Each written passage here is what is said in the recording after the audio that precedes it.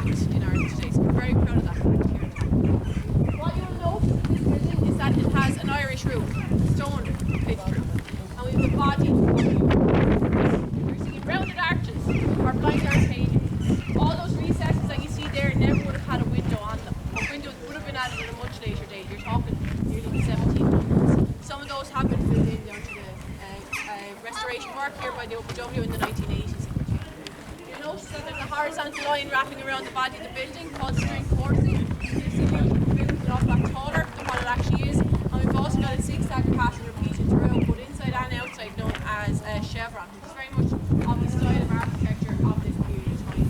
But this building is not only rare in terms of its architecture, but it's also rare in its use of stone. You notice straight away it's a completely different colour to the rest of the buildings here in the site. We stand on top of limestone, and the bulk of the buildings are quarried in limestone, so they're using what's available to them, what's underfoot. This, however, is a sandstone, and this was quarried about 14 miles northwest of where we stand today, so we're talking in that general direction. You can imagine, in the 12th century, travelling 14 miles was no mean feat. According to folklore, they tell us that a human chain was created to transport stone. But if that was to be the case, the entire population of Ireland would have to come online, so that's highly unlikely. But there is no doubt about it, plenty of manpower and plenty of animal power would have brought this hand-cut stone up the hill, they would have put it up and in place, they would have pointed it, and then they would have carved directly on it. Which means it's a soft stone that you can work very easily with it.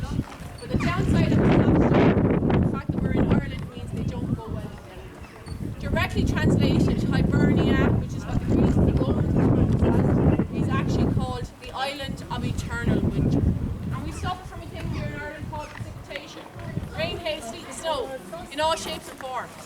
And over 900 years that Irish weather was starting to pelt down onto this building, starting to pass through the structure, and eventually got trapped, it got retained within the walls of the building. So it turned into a massive one. You never got the chance to sneeze or wrung out.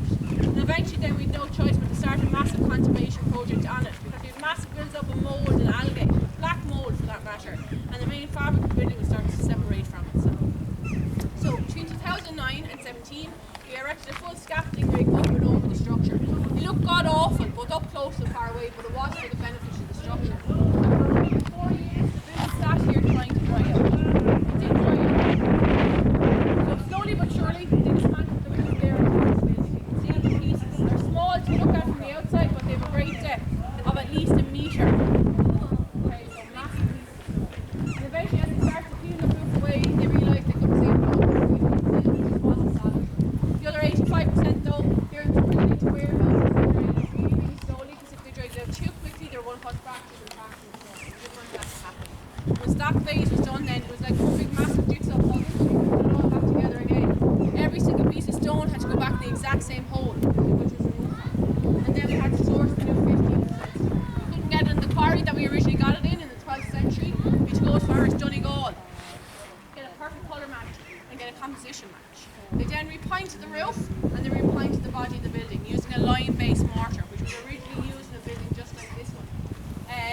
As much as we possibly can, the OPW will always try to use the original methods and techniques as a part of restoring the building. Earlier on I got asked, why haven't we rebuilt the cathedral? And the simple question or answer to that is, we don't know what the roof was. It's gone.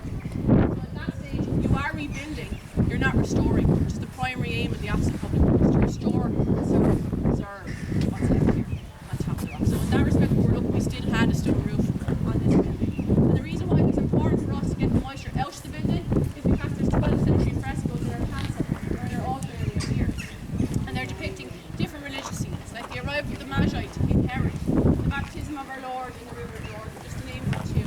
And gorgeous colour and pigment is used. Lapis lazuli, vermilion, and we've also got gold. Vermilion is a red pigment, lapis lazuli is a blue pigment. Vermilion comes from Spain, lapis lazuli, the mountains of Afghanistan. It has to be quarried there, brought along the Silk Road as far as Syria, from Syria by boat as far as Venice, picked up in Venice, which is our pigment trading capital of the world at the time, and brought here to the Rock of Cashel. In its time, lapis lazuli was more precious than gold itself, and it's been used liberally inside that space. Because it is a protected building, it is unfortunate I can't bring you in there today. We have to control the amount of exits and entrances into that building. When we reopened in 2017, it was an open door policy. And the minute they realised that we had an open door policy up here,